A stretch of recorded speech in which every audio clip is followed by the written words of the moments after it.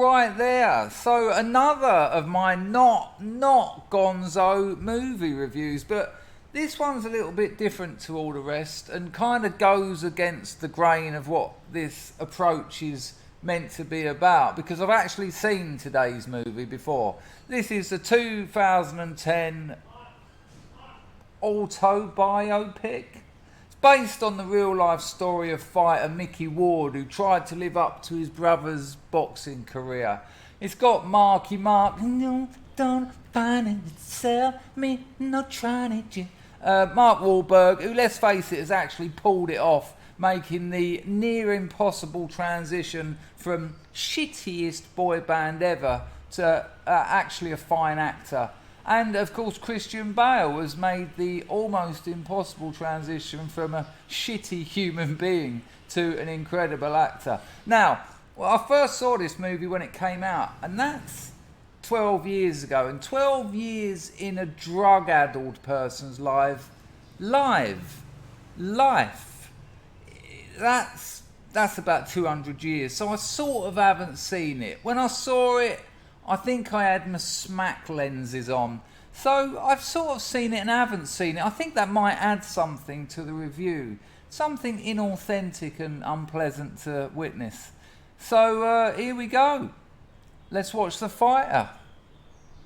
This is my younger brother. You gotta help me finish this. Taught him everything he knows. You don't want to see where this fight is headed. Start over. I'm about a minute in and it's excellent. It's already excellent. Christian Bale just commands the screen. And he has the first sort of 30 seconds to himself, and he's a crack addict in the movie. Knowing Christian Bale, I reckon he probably went a few rocks to get into the character, and because they're quite good. Don't take them though, because they're quite bad as well. They're worse than they are good, but he's fantastic. He knows what he's doing. And then Wahlberg. You know, I should have done this a bit later in the day when I was actually awake. But then Wahlberg comes to join him, and you can see he's kind of embarrassed because, you know, the Christian Bale character is his trainer, and he's a junkie. You can tell he's a crackhead, and he seems a bit embarrassed but strangely in awe. And in many ways that would have probably been, I mean, Wahlberg. I'm just sticking with Wahlberg. What? Oh, Wahlberg. Actually executive producer of this movie, which basically means he paid for it. I heard him in an interview years ago saying he wanted to make a boxing movie, and when this come along, there were people umming and ahhing, and so he said, "Fuck it, yeah, bosh, have some new money on the block to make it," and yet it's quite a nice dynamic between the two, because he is still Marky Mark to an extent. And he's with one of the best actors of a generation. So that sort of admiration and embarrassment that he's got for the character of his older brother in the movie is actually almost certainly replicated in real life. So you know, acting isn't pretending. If you act, you do. You know, if someone says to you, "Come on, do it," you know, action, same etymology. Is that convinced you? Well, if they pretend, we know we don't do deception, humans. That's what separates crap films from good films. And so I think he probably drew on that, and I hope to see a lot more of it. And after I win, I'm gonna start making good money so you can live with me more days, okay? Good luck, Daddy. Don't hold your breath, Casey. Bye, baby.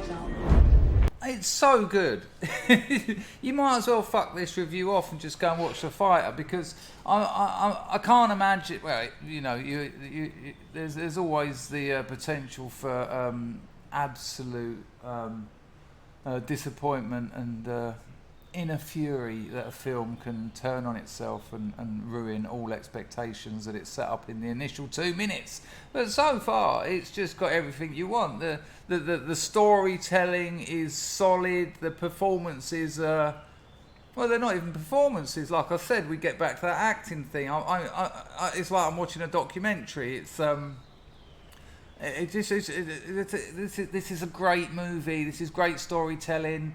This is the direction's wonderful. The script isn't there.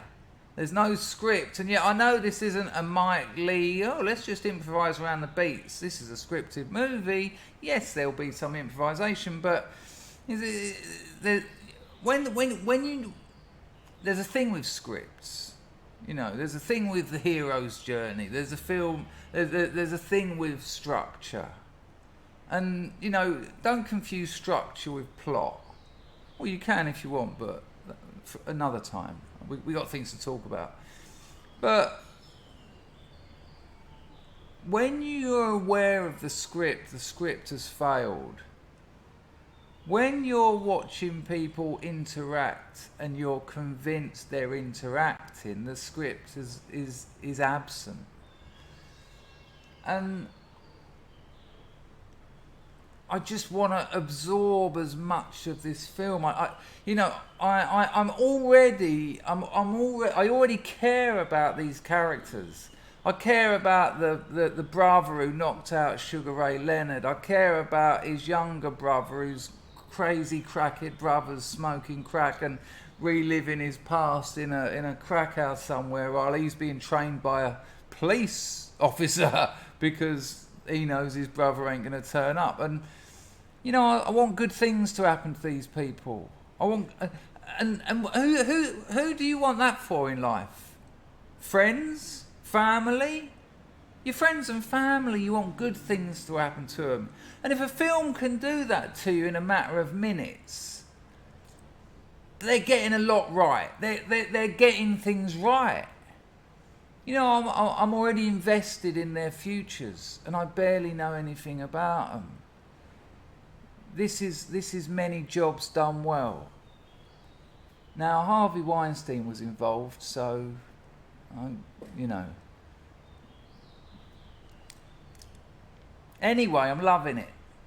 You pave streets, right? Yeah, I do. And I'm a fighter. I heard you were a stepping stone. Oh, I mean, I had a few tough fights, but the next fight's gonna show who I am. Yeah, and he's gonna lose that one too. So move that sugar ass and give him Don't disrespect her. It's playing on my mind a little bit that I said it was like a documentary, and I didn't mean that, because it's certainly cinema. You know, there's a soundtrack. There's, you know, it's not all handy cam and it, you know, it's a directed movie, and I can't get enough of this film at the moment. You know, it's a Tuesday morning. It's a weird time to be watching a film for me, and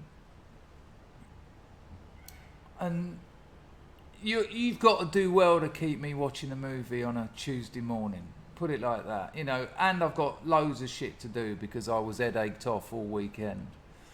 But it seems like there's about 20 kids in the family. Now there isn't, but they're playing on that, and that's kind of what I want to say about it not being a documentary and not being a documentary style. You know, it's intentionally confusing. There's a scene where all the sisters are they're making an HBO documentary about the brother, the crackhead, Christian Bale, while he's supposedly meant to be sort of is as well training Mark Wahlberg's character.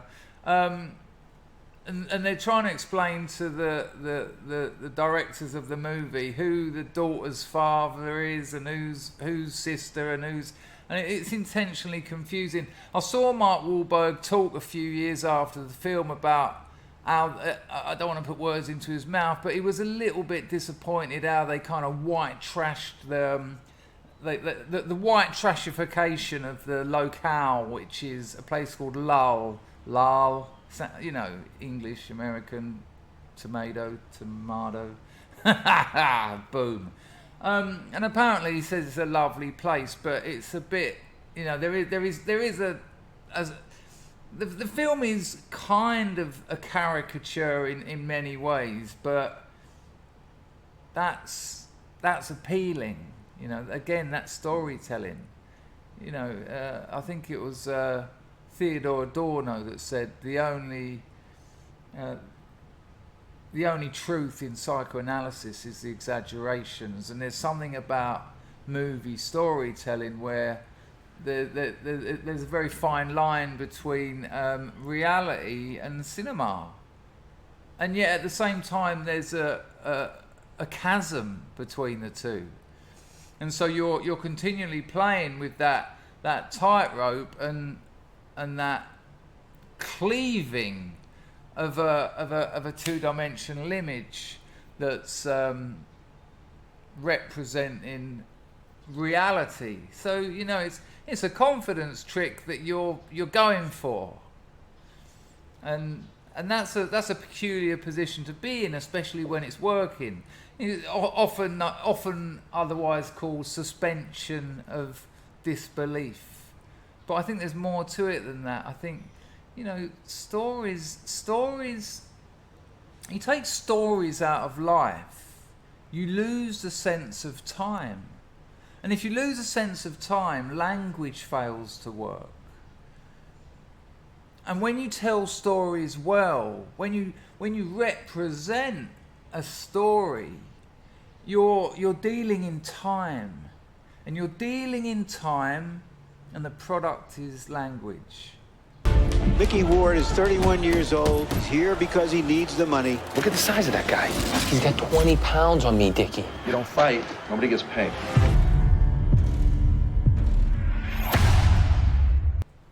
I said before in a not Gonzo review that I used to be quite scared of watching movies because they would change the way I feel, and my long career in drug addiction is obviously part of that. Not wanting to, or wanting to have some kind of control over feelings and emotions, and movies, in the same way books can to me, it's kind of a worry for me going into a movie that I might lose control of how I feel, and especially with a good movie and with good storytelling, because as I'm watching this, I'm thinking about family now. Because half of this story is about, this isn't a film about boxing.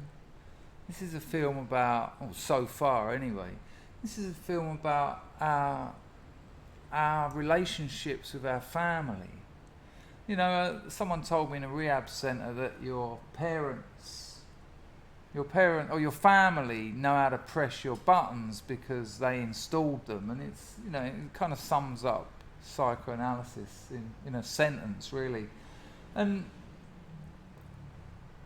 he's fighting with the values that are important to him, and he's fighting with the difference between chasing a dream and being part of an important group, the most important group.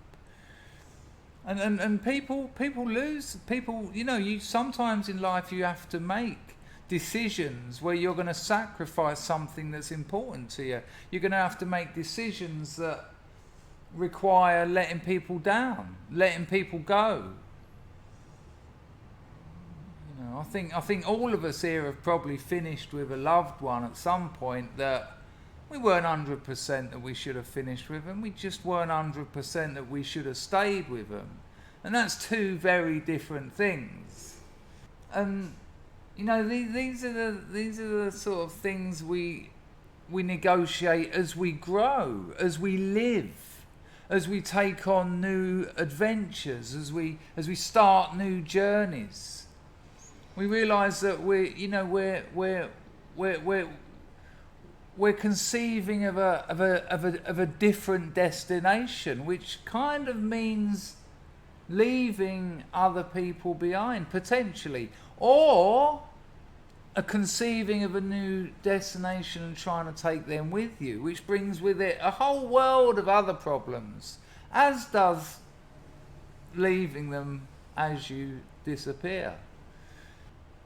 And I'm thinking about these things now. I'm not thinking about these things because I'm not watching the movie. I'm thinking about these things because I'm watching a movie, because this is what good stories do. You identify with them. You're part of it. because you're trying to understand the movie, because I'm trying to understand what he's going through, I'm filling in the gaps. You know, in 90 minutes or whatever, they can't tell you the whole story. There's loads of bits missing. So you have to fill them in yourself. That's what watching a film is about. Putting in those bits, you know, he started a relationship now. He met a bird in a bar and he's now taking her out. And, you know, the dialogue is scant. And I always like that in movies. Heavy dialogue movies. Works well in comedy, but pretty much everything else. It's like, look, I don't want a fucking report of this situation. I want hints. I want small gestures towards it. I want you to kind of indicate directions. I want to put my life into it, so that it can then affect me on a more profound level. So that the journey and the challenges the characters are going through, I can understand because I've been through similar, and I might go through similar later. And I could watch 5-6 more hours of this at the moment. I'm quitting, Shelley. I'm done fighting. I don't need it anymore. It's sad that you let them take it away from you. I was embarrassed.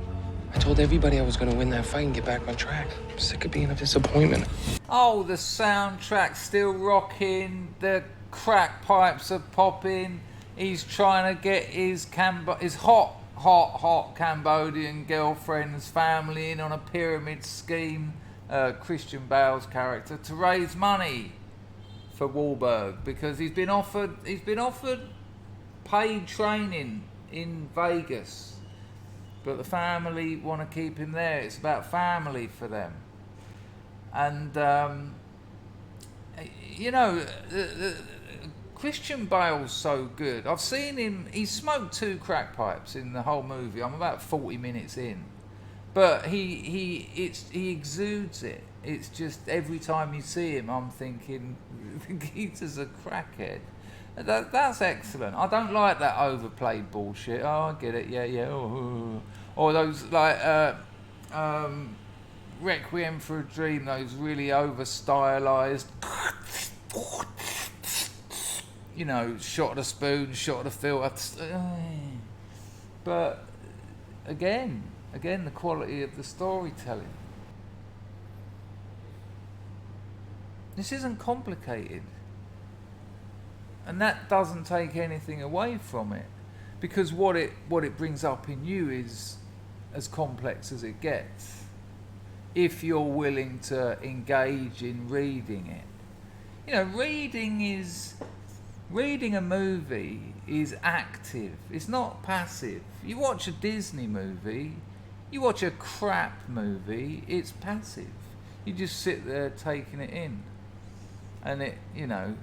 You digest it in your brain intestine and you shit it out your thought anus.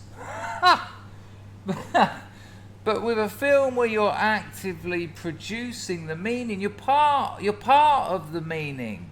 I've been obsessed really since a late teenager with the space between the writer,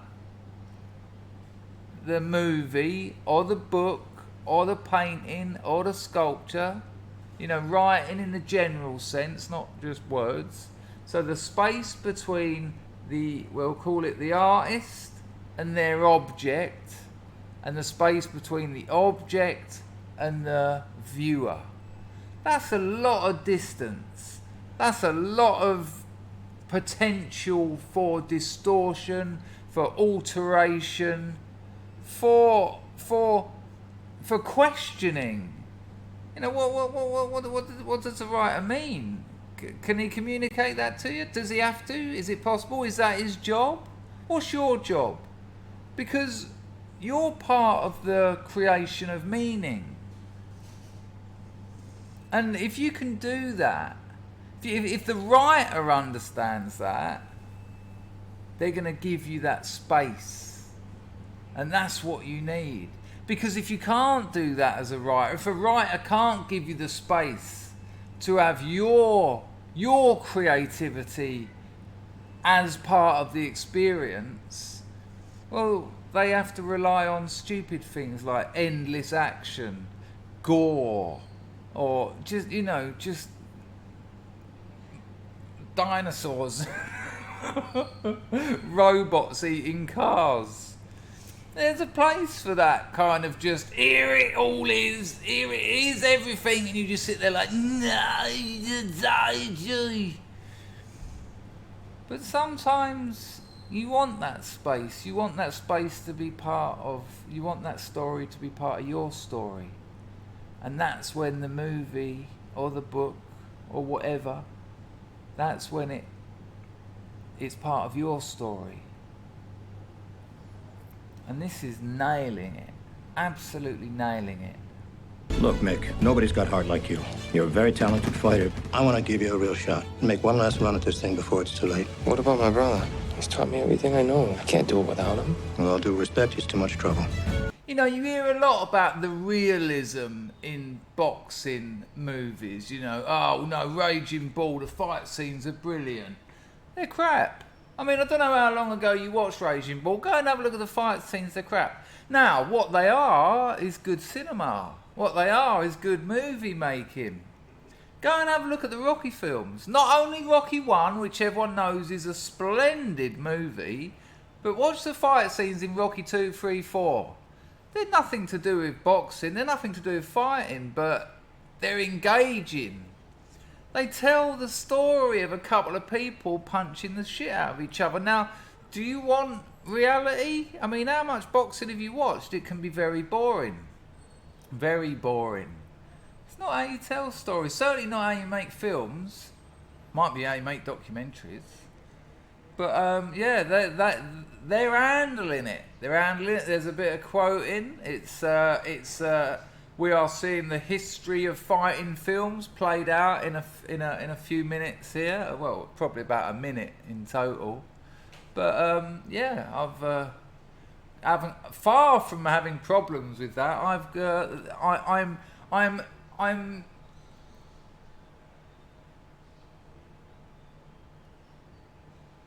I am submerged in their solution.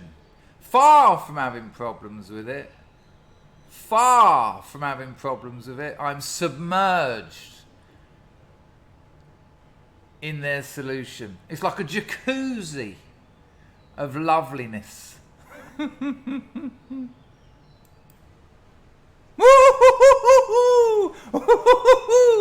And this is where these movies really score points when done well, when the setting is set correctly, because it's based on a true story. Now, based on a true story means fuck all. I mean, I've seen films where it's come up inspired by a true story. I mean, you know what? You know, I fell over in the swimming pool and I was inspired to make a movie about a gorilla that had no teeth. Yeah, but the fights happened. This is a bloke who had fights, and they're not going to change the outcomes of the fights. Well, I fucking hope not. That would be ridiculous. And so we're seeing him fighting. You know, I'm not going to. No spoiler alert, but you know, I've been invested in these characters. I've been invested in Marky Mark here for some time, and his brother's in Nick listening to the fight on the phone, and the awesome, excellent. If you haven't seen it, it's brilliant. It's brilliant. Love movies. I love it. Love it. I like fighting as well. I'm not a fighter. I'll bite people's throats out if it comes to it. Nice thing to say. Dickie, get on the ground right now! He's a fighter! Break his hand! Mick, I was doing it for you. You did it for me? What, this? Do me a favor, don't do nothing for me no more, okay? Christian Bale's character just give him a speech. It's the last fight of the film, and it was beautifully done. The sort of sound of the auditorium sort of disappeared, and this is the start of the denouement, and and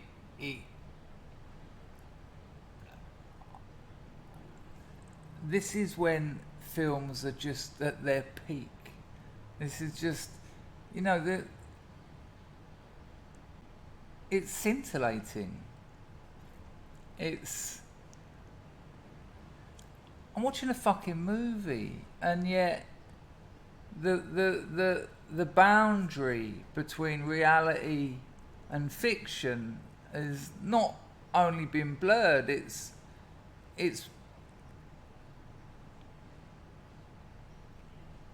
ceases to matter, because what I was saying earlier about investing my own experiences of life into the story, into the characters.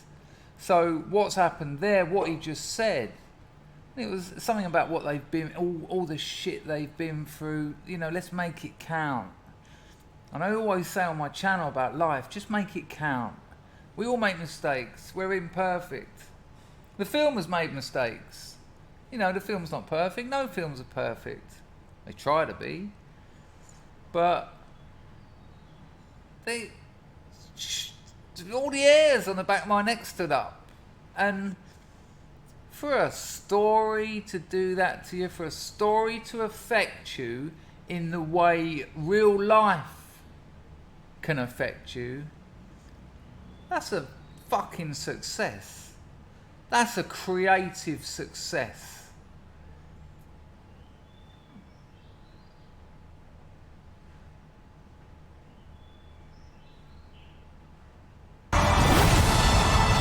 This is your time. I have my time, I blew it. You don't have to. You'll make it what? You'll make it what?